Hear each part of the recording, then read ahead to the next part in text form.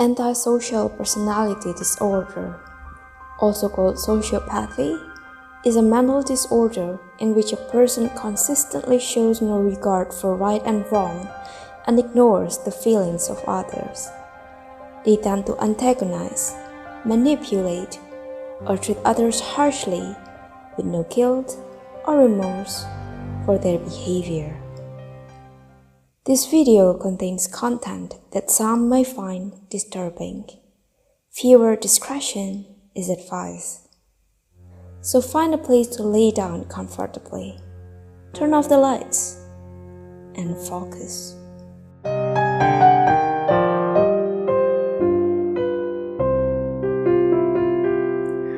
Hi guys, welcome back to another episode of MEDICRAZY with me, Irena here, where I tell you guys some tragic stories with a little bit of medic bits. And today I have my friend joining me, so I'll also be telling him the story live. Hi Andrew. Hi there. Hi, are you ready? I am quite ready. I don't know where this is going, so yeah, please. Yeah, okay, to be honest, I don't have the story with me already. Oh, okay. Alright. Well, hit me up. For today's story, I think I want to choose a topic from a person or some persons who experienced a real connection or relationship with a psychopath or sociopath. Well, I'll just be honest with you. I don't think that's something relatable to me, you know. What are sociopaths and psychopaths even, you know, to begin with? Sometimes the terms are interchangeable. I think I'm Googling it now. Okay. They fall under the same category, like antisocial kind of disorder. As far as I remember, you know, like psychopaths and sociopaths are, yeah, like you said, like included in the antisocial personality disorder. True. To my concern, sociopaths are more impulsive than psychopaths, and I think psychopathy is something that you are born with, and sociopathy is something that you develop over time. Oh. That's what I remember from all of my movie watching and YouTube streaming and article reading. I don't know. I'm starting to doubt what I'm doing in my free time, but yeah. Oh, and also one thing for sure I know is that they are very uncommon to find. Uncommon, or you can't easily recognize when you meet one? I don't think we can easily recognize one either, and I am pretty sure they are rare people. Oh shoot, or maybe they are so manipulative that even they can fool the statistics. You know, we'll never know. Yeah, but I think so. I mean, I wouldn't know if I met one. So let's get started. Maybe we can start by searching in the Reddit, dating a psychopath story, something like that. Okay. Yep, I got one. I'm gonna read it to you. I dated and fell in love with a sociopath. I'm sorry. Wait until the next paragraph. Sure. This is a hard story for me to tell, so please bear with me.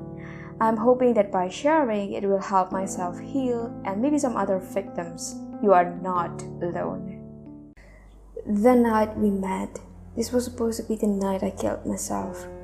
It was a cool fall evening, just warm enough for a light jacket. I was at a horse sale that I went to every month per usual with my friend, and I checked out the tag lots and horses that were out for auction. Throughout the past few months, I had dealt with a lot of pain and hardship. My heart was as broken as it could be. All of my passion for the things I enjoyed was gone.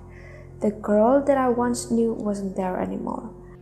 Wait, I don't get it. Is this a girl or a boy telling the story? Okay, that was exactly my same question too. I don't know. Is this person reading it from a third person point of view or a first person point of view? I'm not. Oh yeah, I get it. I mean, if I recall my old self, I will also say that, like, the girl that I once knew, like the girl that was inside of me. Oh, okay. It's like a self-narration. Anyway, I walked a long, dark road of depression, alone.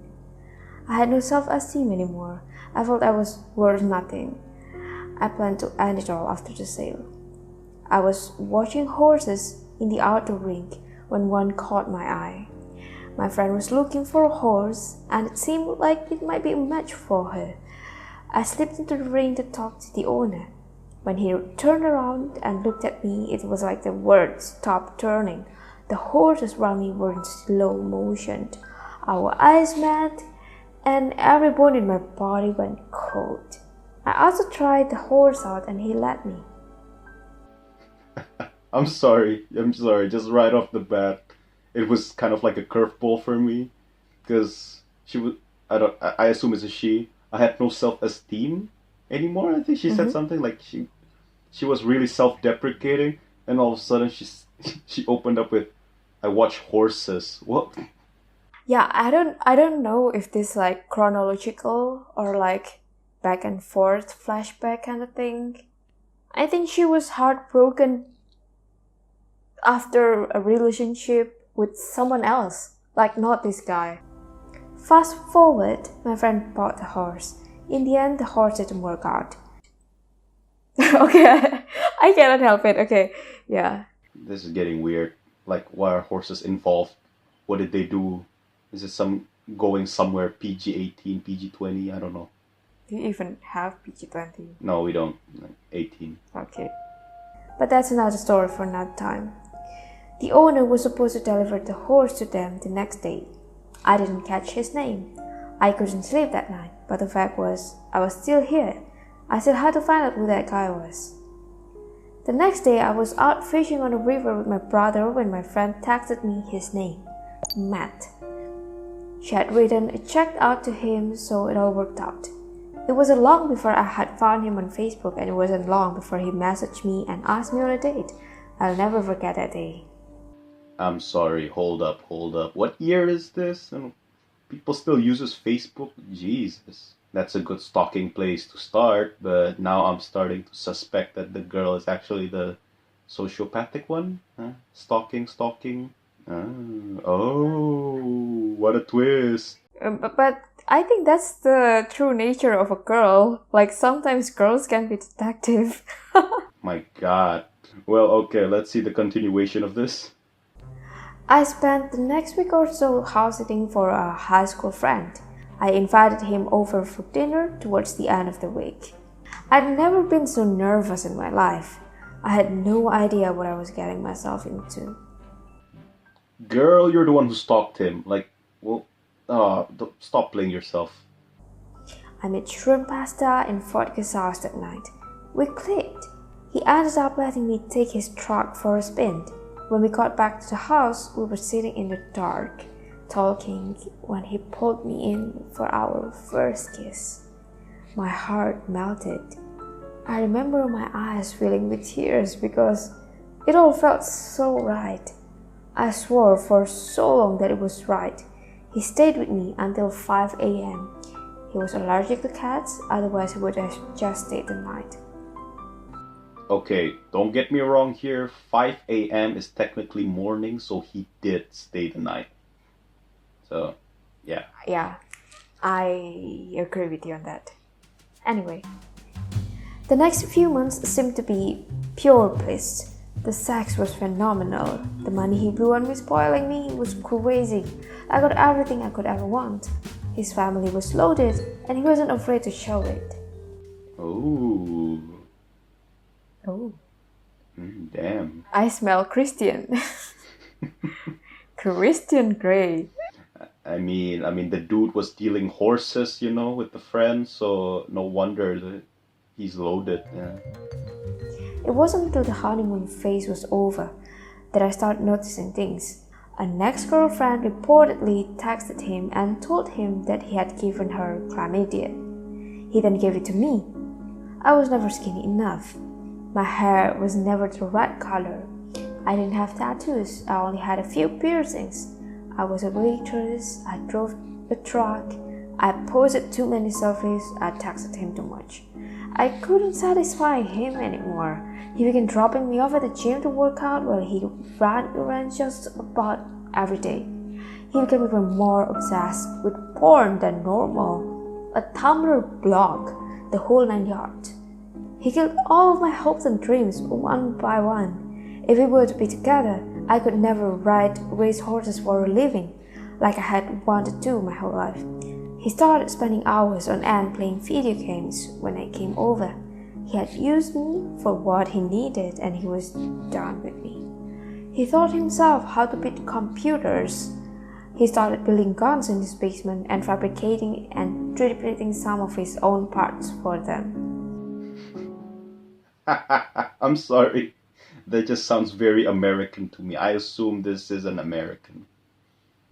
Oh, why? Why do you think so? Gun.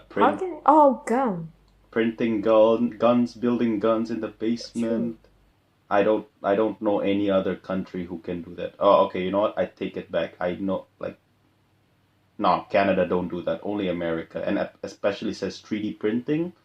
Yeah, you don't see third world countries, lawless third world countries 3D printing. Yeah. Oh, 3D printing parts of guns, yeah. Usually just like some kind of toys. Yeah.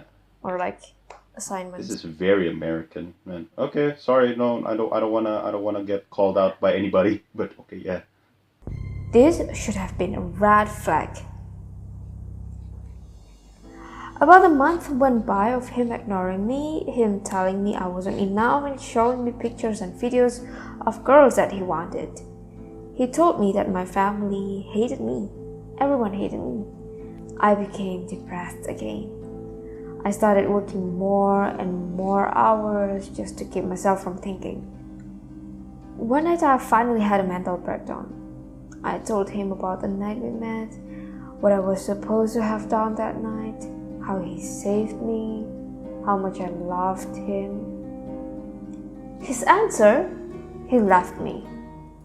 The next morning, he woke up and texted me saying he had no feelings for me and I could come get my things. Bro, that's cold. My world fell apart from me. I lost 25 pounds. I didn't eat for weeks. My parents became very concerned and didn't let me close my door. My dad got me a job riding racehorse. It started to look up. Is that like racing on a horse or like horse riding? What? My God, maybe. What is this? What's with the occupations these days? About a month later, I landed myself in the ICU with a severe concussion. When I woke up, I thought Matt and I were still together. I got on my phone to tell him that I was hurt when I saw the messages from the breakup. I fell apart again. Okay, I would like to know more about the ICU and the severe concussion. Did she fell out of a horseback or something? What? Okay. Yeah, that's one possibility. I don't know. I don't think it's like mentioned here. Yeah, she could have gotten whole Christopher Reeves, you know, the Superman actor who got paralyzed because he fell out of a horse, and the horse kind of slammed on top of him too. Yeah. An entire year passed. I remained single. Might had a few girlfriends. Somehow I managed to keep myself together. At least I made it look like that. I worked myself to death, bought a new car, and moved out at 20. I worked 2 jobs and about 75 hours a week. I kept myself busy. I had my own Adderall or alcohol weed cocktail that kept myself afloat. I'll be the first to admit that the drinking did start to get a bit out of hand. I'm sorry, did she say she bought a new car and moved out at 20? So this story happens like Wow.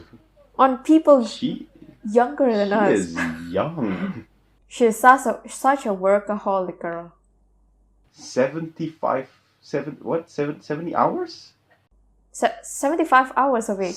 So divided by 7, if you work every single day, it's like 10 hours a day. Yeah. But divided by Or divided by 5, yeah. it's like 15 hours a day. What is wrong with her? So if you wake up at 8, you'll finish your job at 11. Oh, Yeah, at 11, right? yeah. Gosh.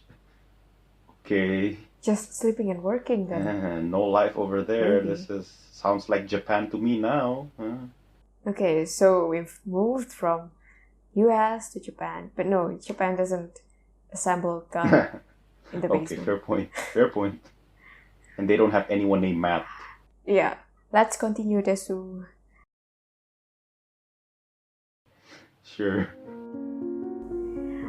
I was at my parents' visiting when I got a friend request from Matt on Facebook. I must have refreshed the page 10 times. I couldn't believe what I was seeing. Despite my better interest, I accepted it. He messaged me a little while later. He had made it through the police department and was now a county sheriff. He gave me a pretty lame apology, but I accepted it. I knew in my heart I wasn't over him, not one bit. He took me to dinner that night and spent the night at my apartment. He actually made some good points about why he ended it with me. I started to forgive him, and I shed a lot of tears that night. We started hanging out like old times again, but the same problems started to rise. Once again, I wasn't good enough, but there was something different about him this time. He became obsessed with picking locks. We'd be laying in bed watching a movie, and he'd be on his phone watching lock-picking videos. He complained about my dog a lot. He always joked that he'd go missing one day. A few more weeks went by, and it seemed like every once in a while his mask would vanish, but just for a second. I should have known that something was off when he sent me a text complaining about somebody dying in his arms at work. The body stunk, he said. He started driving like a nut. I vividly remember us going 163 miles per hour on a back road in his Mustang. No, 163 miles per hour. That is... Yeah, what is it in kilometer? One miles is 1.6 kilometers. So yeah, that times 262 kilometers per hour. Oh my god. He watched my reaction the whole time. He hardly looked at the road. We went to NYC. That confirms this happened in the US. Aha. Sorry, Japan. For a few days, and he took a gun into the One World Trade Center and got us kicked out. We got into a fight over the phone one night because he called me an explicit name. The next day we met up to talk. Okay. I get it. He's calling her names. During my drive to the meeting place, I was overwhelmed with a feeling of dread. I knew it was the end of us, but it was more than that. I wasn't sad. I was frustrated.